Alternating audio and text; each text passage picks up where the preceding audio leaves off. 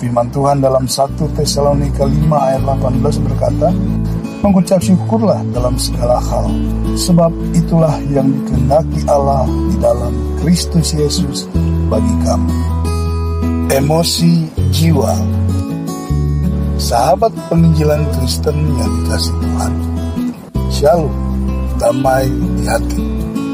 Tuhan pikiran, pakai akal dong, ada otak ya.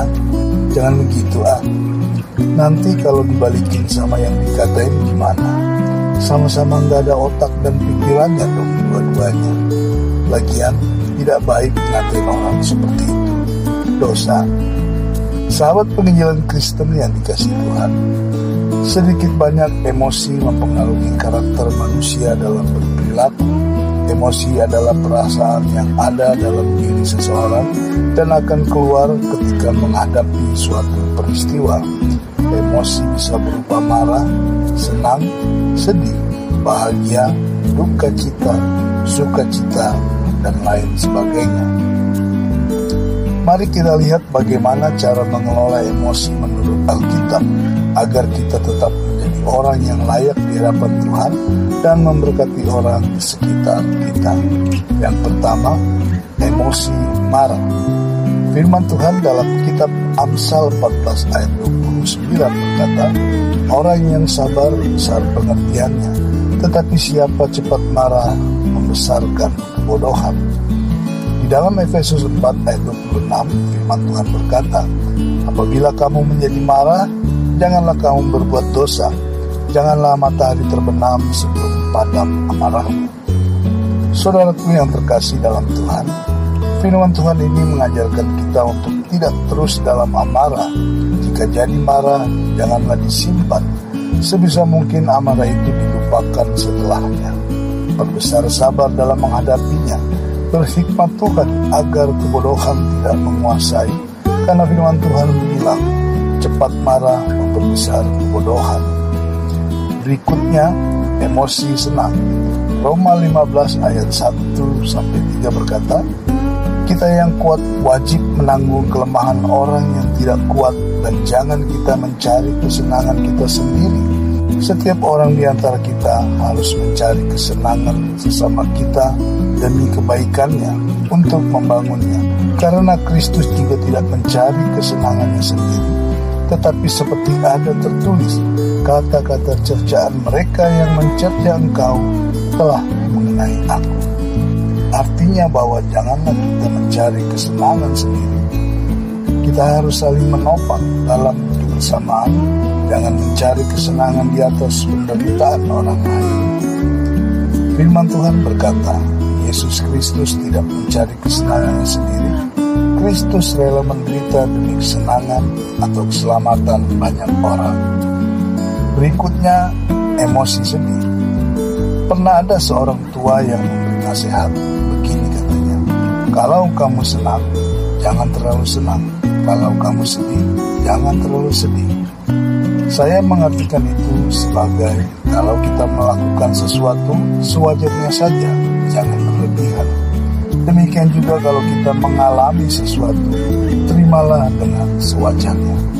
Bawalah kepada Tuhan hal apapun yang dialami, termasuk kesedihan. Itu adalah pengucapan syukur kepada Tuhan. Bacalah Markus 14 perikop di Taman Getsemani.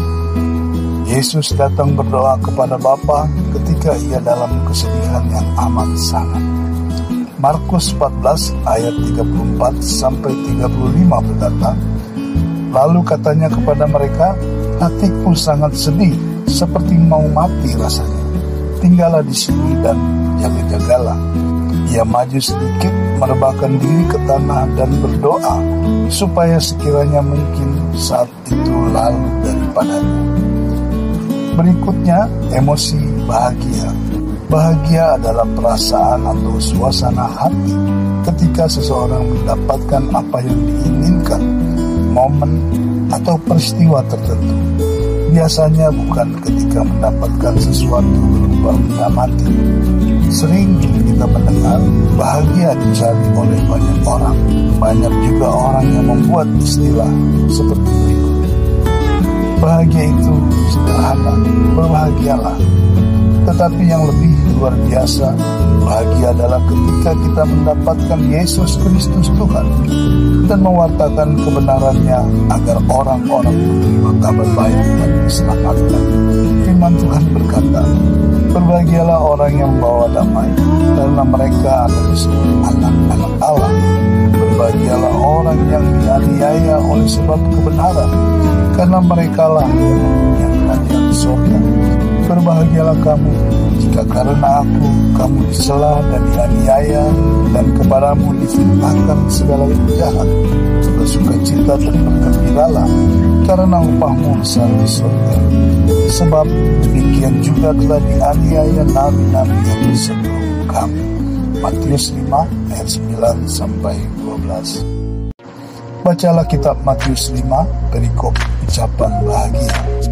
Sahabat penginjilan Kristen yang dikasihi Tuhan, demikianlah kita harus seimbang dalam mengelola emosi atau suasana hati agar karakter kita layak di hadapan Tuhan dan memberkati orang-orang di sekitar kita. Baik itu emosi marah, emosi senang, emosi sedih, dan emosi bahagia. Demikian juga cara hidup kita. Tuhan yang akan memberi penghiburan dan kekuatan bagi kita dalam menerapkannya. Firman Tuhan dalam 1 Tesalonika 5 ayat 18 berkata, mengucap syukurlah dalam segala hal, sebab itulah yang dikehendaki Allah di dalam Kristus Yesus bagi kamu. Mari kita berdoa. Terima kasih Tuhan atas pengertian dan firman-Mu. Ajarlah kami berperilaku yang baik dan benar dalam hidup kami. Demikian juga dalam perasaan emosi kami bisa mengelolanya dengan baik, sehingga layak di hadapan-Mu juga memberkati orang-orang di sekitar kami. Terima kasih Tuhan. Hanya di dalam nama-Mu Yesus Kristus Tuhan kami berdoa. Amin. Shalom, damai di hati. Tuhan Yesus memberkati. Immanuel.